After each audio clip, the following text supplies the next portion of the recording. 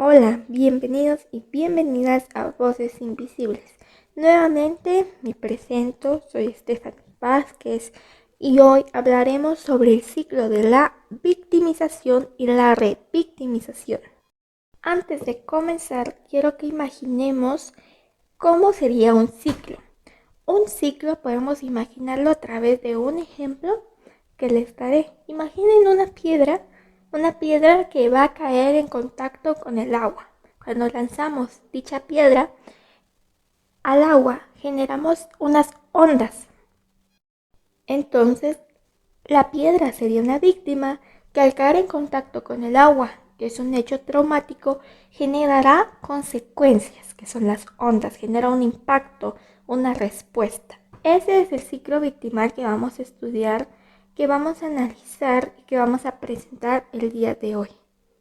Cuando hablamos de un ciclo victimal en victimología, nos referimos a ese proceso que sufre la víctima después de un traumatismo. El daño que ya ha sufrido se va prolongando y multiplicando a lo largo del tiempo después de ese hecho traumático que vivió.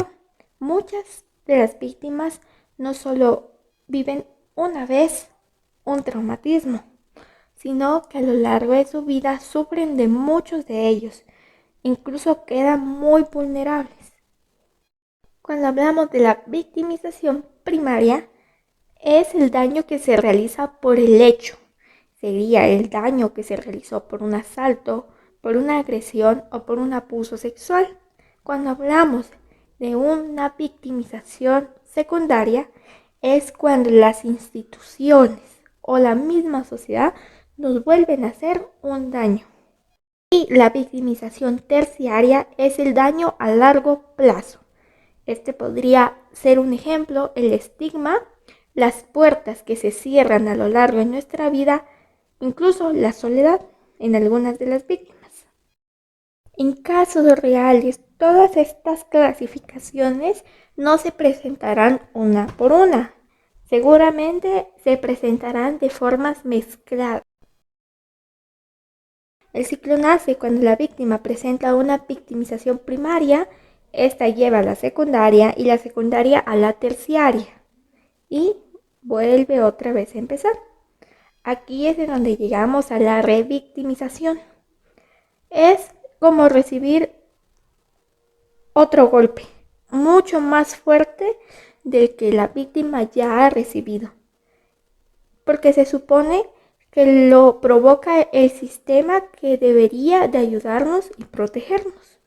Cuando una víctima o cuando familiares de la víctima buscan justicia, muchas veces obligan a revivir el trauma que ya se sufrió una y otra vez, contestando, dando detalles frente a desconocidos, a profesionales o incluso a personas curiosas que solo están por ahí para ver qué información obtienen. Muchas veces las preguntas son muy ofensivas, entrando demasiado la privacidad de la víctima, enfrentando el miedo que le provocaron incluso cuando sufrió el trauma. En muchos países se sufre esto, especialmente en Latinoamérica. No quiere decir que en países de primer mundo no se pueda sufrir. Es una experiencia muy común de las víctimas. Lo más grave de la revictimización, como lo he comentado, es que se puede llegar a tener el mismo impacto, dolor, miedo emocional que en el hecho original, incluso hasta peor.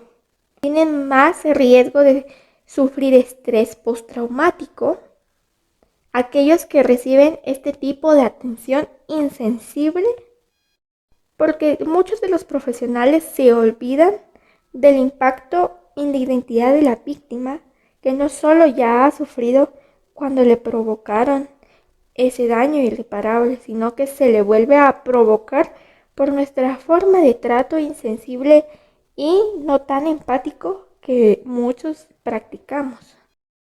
Este ciclo de la victimización no solo daña el presente de la víctima, sino que afecta también su futuro y su forma de ver las cosas, la forma de verse a sí misma y y lo que le llegue a pasar nuevamente.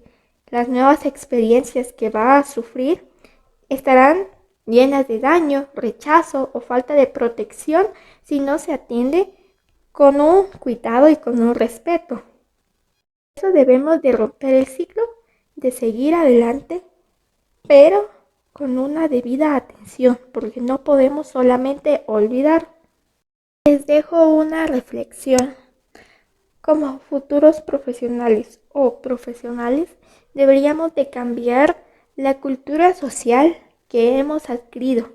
Si ésta no protege o no empatiza con las personas, porque nuestro trabajo no es solo ver a la persona como víctima de un delito, sino como lo es, como una persona con sentimientos y saber que este ciclo es algo inevitable, porque siempre, aunque hayan cambios, va a existir. Entonces, si existe, debemos de acompañar a la víctima para que este proceso no sea complejo ni doloroso. Simplemente no lo podemos romper, pero sí podemos aportar con nuestro trabajo para que las víctimas sigan siendo escuchadas y se les entregue su debida justicia. Y gracias por acompañarme por este episodio de Voces Invisibles. Comparte este contenido y habla de este tema con quienes les interese. Y no olviden que el primer paso para cambiar está en nosotros. Entonces nos escuchamos en el próximo episodio.